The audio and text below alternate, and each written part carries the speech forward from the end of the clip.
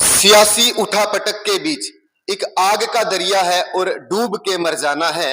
ये इश्क नहीं इतना आसान, यही नजीर पेश कर रहा है आज का राजनीति का भूगोल। तो हम पहुंचे हैं जजपा के लोकसभा कार्यालय में और हमारे साथ उपस्थित हैं जजपा के युवा प्रवक्ता नितिन तांडी जी, जो कि रामपुर ढेला से हैं। तो मैं आपका हाजिर हरियाणा में स्वागत करता हूं और कुछ जनता के सवाल है जो आपसे पूछना चाहूंगा। बहुत बहुत धन्यवाद मनीष जी। तो जी, मेरा पहला सवाल ये कि जजपा का गठबंधन एक ऐसा गठबंधन था जो कि सबसे लंबा 4.5 साल तक चला, टूटने की वजह क्या रही? टूटने की वजह तो आपने सुन ही ली होगी, जैसे दुष्यंत जी ने हिसार लोकसभा की जो रैली थी उसके अंदर बताया कि उनकी सीट शेयरिंग पे जो बात चल रही थी वो नहीं बनी, तो उन्होंने आखिरी में कहा था कि 5100 पेंशन कर दीजिए, हम 10 की 10 लोकसभा सीट पे आपका समर्थन करेंगे। पर कहीं ना कहीं वो नहीं करना चाहते थे, क्योंकि जो घोषणा पत्र में जेजेपी ने अपने घोषणा की थी चुनाव में आने से पहले, उनमें से 99% सारी घोषणाएं दुष्यंत जी ने पूरी करवाई है। चाहे वो 5 एकड़ जमीन रविदास मंदिर के लिए दिलवाने की हो, 75% आरक्षण की बात हो, 50% महिलाओं के आरक्षण की बात हो, 33% डिपुओं में बात हो, या सड़क मार्ग सुधारने की बात हो। मैं आपको बताना चाहूंगा, जब तक दुष्यंत जी 4.5 साल उप मुख्यमंत्री थे और उनके पास पीडब्ल्यूडी बीएंडआर डिपार्टमेंट भी था, 20,000 किलोमीटर सड़कें नई और उनकी रिपेयर की गई है और 9,000 किलोमीटर की सड़कें के टेंडर अभी भी फ्लोटिंग में है। तो ये हम गठबंधन में थे तो ही पॉसिबल था, और हमारा मेन मुद्दा था 5100 पेंशन करने का। अगर वो भी नहीं करना चाहते तो फिर कहीं ना कहीं अपने बुजुर्गों के सम्मान के साथ समझौता जेजेपी कभी नहीं करेगी, ना ये दुष्यंत जी ने किया। सुनने में आया था कि कुरुक्षेत्र लोकसभा की टिकट आपके खाते में डाली जा रही।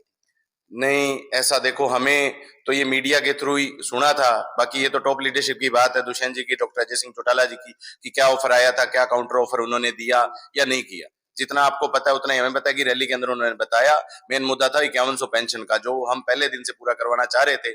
और ये दुष्यंत जी थे तो ही वो पेंशन 3000 हुई, नहीं तो पिछले आप 15 साल का रिकॉर्ड उठा के देख लीजिए, जब से दुष्यंत जी सरकार में नहीं थे तब कितनी पेंशन बढ़ी थी, चाहे हुड्डा सरकार हो, चाहे बीजेपी की पहली सरकार हो, मनोहर सरकार।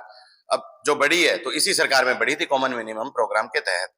तो जी, मेरे साथ एक और जो कि 30 सालों से अजय चौटाला जी के साथ जुड़े हुए हैं और हरियाणा सरकार के जल प्रबंधन बोर्ड के सदस्य भी हैं, सरदार सुखविंदर सिंह जी ओडा से।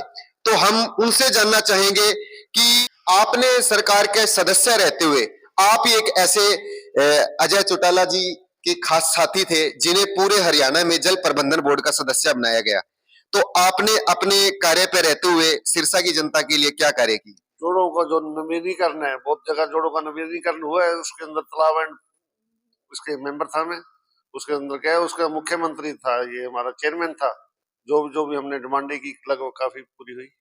कि आप खुद एक युवा हैं और दुष्यंत जी भी युवा हैं, युवाओं के लिए आपकी सरकार का रोड मैप क्या रहेगा? क्योंकि बुजुर्गों के लिए 5100 पेंशन का वादा हुआ, लेकिन सक्षम युवा तो गर्त में जाता जा रहा है। उसके लिए उसी के लिए एक तो ट्रांसफॉर्मेशन की थी कौशल रोजगार के तहत भी, जो पढ़े लिखे और है मजबूत युवा जो योग्य हैं नौकरी के, उनको दी। और दूसरा 75% की लड़ाई, उसको कानून किसने बनवाया? विधानसभा के अंदर वो कानून बना हुआ है, वो तो हाई कोर्ट ने उसको डाउन कर दिया भी, एक बार लागू नहीं होगा। तो अब सुप्रीम कोर्ट में गए हैं, उसको लागू करवाएंगे, और उसके लागू होने के बाद जब हरियाणा में 100 नौकरी निकलेगी प्राइवेट सेक्टर में, उसमें से 75 हरियाणा के लगेंगे, तो वो रोजगार ही मिलेगा। बेरोजगारी बिल्कुल पूरे 100 की 100% खत्म होगी और रोजगार मिलेगा 75% आने के बाद। और ये हमारा सबसे बड़ा ये रोड मैप ही मान लो, एक उस रोड मैप को 90% कंप्लीट कर चुके हैं, सुप्रीम कोर्ट में है। वहां पे कल भी दुष्यंत जी ने कहा था कि सरकार के वकील है, मैं भी मेरी तरफ से वकीलों की फौज खड़ी करके और इसको लागू करवाने का काम करेंगे। उसके लागू होते ही हरियाणा प्रदेश में रोजगार की बाढ़ आएगी और हर एक युवा के पास रोजगार होगा, और ये अगर होगा तो सिर्फ दुष्यंत चौटाला जी के प्रयासों से ही लागू होगा। सुनने में आया है कि जो जजपा की हिसार में रैली हुई, वहां आधे विधायक पूछे और आधे नहीं पूछे, तो पार्टी एकजुट है या नहीं? अभी तक तो एकजुट ही है। वहाँ जो हमने व्हिप जारी किया वो वहाँ उसमें नहीं मतलब गए वोटिंग के अंदर, तो अगर जो करेगा तो उसके खिलाफ कार्रवाई होगी। सिरसा लोकसभा के अंदर आप अपना चेहरा उतारेंगे तो आगे की आपकी सिरसा के अंदर क्या रणनीति रहेगी और सिरसा की जनता के लिए आप क्या करना चाहेंगे? सरसा के अंदर हमारे कई कैंडिडेट हैं जो दिल्ली अजय सिंह जी से आके अपनी दरखास्त देते हैं। जो अच्छा चेहरा होगा, जिसको हाईकमान चाहेगा, उसकी हम हेल्प करेंगे, पूरे तौर पे पूरे डट के लड़ाई करेंगे।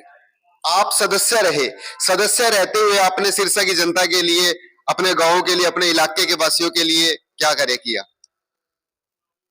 ये तो जोड़ों का और का सारे काम जो सरकार के थे उसके हिसाब से हम तो एक सदस्य थे, उसका चेयरमैन तो मुख्यमंत्री साहब थे, उनके हिसाब से हुए काम। तो जी आप मेरे साथ देख रहे हैं, आप हाजिर हरियाणा में हम पहुंचे हैं जजपा लोकसभा कार्यालय में, जहां चुनावी रणनीतियां चल रही है। लोकसभा का चेहरा तो पार्टी का हाईकमान ही नियुक्त करेगा। तो आप मेरे साथ देख रहे थे हाजिर हरियाणा में, तो हम जजपा के कार्यालय में आज पहुंचे हुए थे।